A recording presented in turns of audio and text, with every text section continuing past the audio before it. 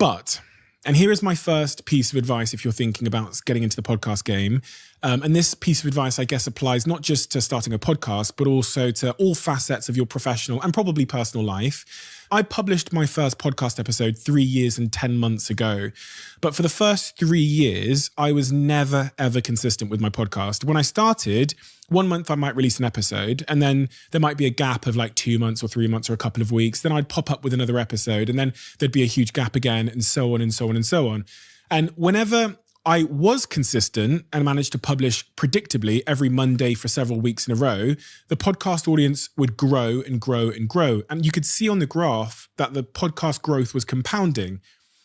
If I then took a month off, it was almost like I was back to square one again. You could see on the data when I would come back from my little hiatus, less people were there to listen. So I realized very quickly that if this podcast was going to really work and reach its full potential, then I had to figure out how to be consistent.